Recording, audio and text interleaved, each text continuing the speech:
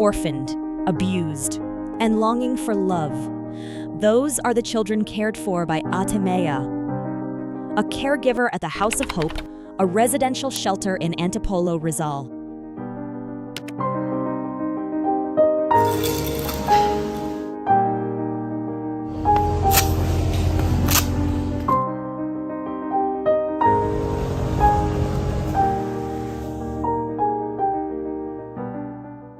I've been working here for 3 years now. I'm a stay-in caregiver, working 6 days a week. I had a proud moment when I realized that indeed I should be proud because what I'm doing is what a good mother would do. We stand by the children. We loved them, and we will continue to love them as long as they are still under our care. Ate Mea is a journalism graduate. She immediately started working at a community-based newspaper. Later on, she tried being a preschool assistant teacher where she discovered her calling. That's where I fell in love with the work surrounded by children. I had a realization that this is the field I want to commit to. I was very joyful. I never missed a day. I kept going and going, truly in love with that work. Unfortunately, she was among the thousands of Filipinos who lost their jobs due to the COVID-19 pandemic.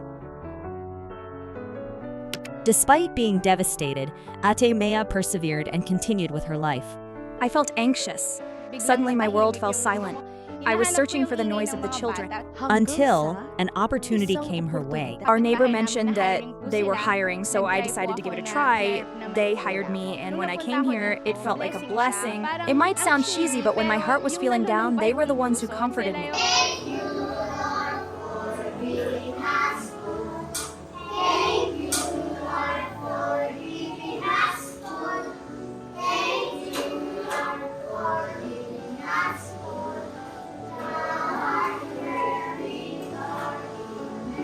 It seemed that her life regained color again after starting to work at the House of Hope.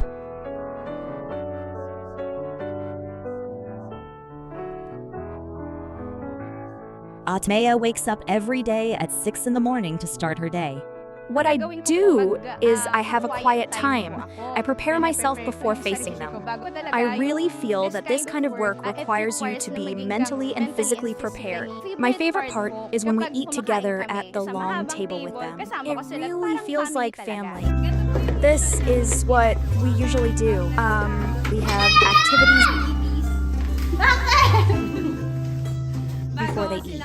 We do coloring, baking cookies, and a while ago, we also plant mango seed. She said that her own family experience has greatly contributed, as she also took care of her nieces and nephews. I also applied my experience as a middle child here. There should be no favoritism. At the age of 8, I was already taking care of my nieces and nephews. I treat the children here the same way like younger brothers and sisters. It's not difficult to build a relationship with them. Despite the joy felt with the children, being a stay-in caregiver is not easy. To be honest, every year I attempt to write a resignation letter because it's really difficult. It takes time, and there are boundaries you shouldn't cross with the children. You also have to respect their feelings and wait for them to feel comfortable with you. Ate Mea said she desires nothing else but to provide a family for the 22 children living in the House of Hope. We also don't give false hope that someday you'll have a family because we have children who are 11 years old and still not adopted. We see them feeling envious when they see other children with their new moms and dads, so we tell them that we're here, we are your family. Because of her role as a mother in the shelter, Ate Mea said she developed a greater appreciation for mothers. It's only now that I realized that my mother seems like a broken record, repeating the same things over and over again, but now I'm doing the same thing. Even if it's repetitive, each child has a different pace. They will grow in their own pace. Let's just wait and not get tired of teaching them.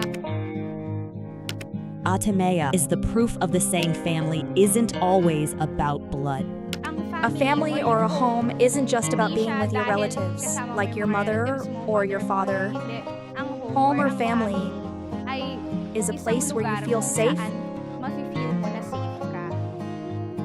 and you are loved. Even though we are not blood relatives, they're not related to us in any way, but now they're here. They are now safe. Sometime around 2020, Arimea decided to post about her life as a caregiver on TikTok. Nakapunta ka na ba sa bahay ampunan? Hello TikTok, ako si Ate Me, isang empleyado sa bahay ampunan. Tara, pasok tayo sa House of Hope. Hello! Ito ang place namin. At ito ang mga laruan ng mga bata. At ito ang mga cute na bata. Oh, di ba?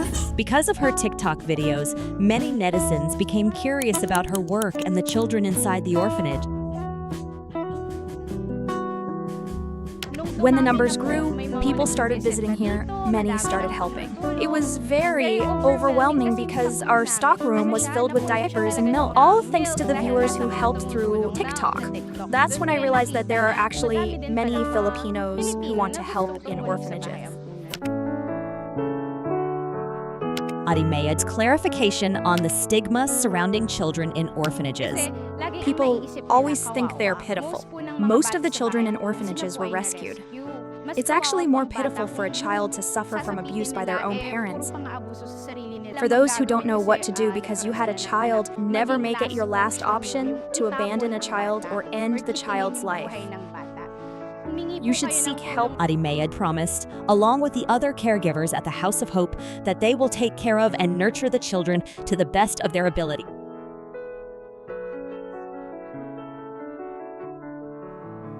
I also want to thank you because even if you may feel sad about your situation, you may not realize that there are people who find inspiration in you. Because you continue to live and you have dreams despite your difficult past.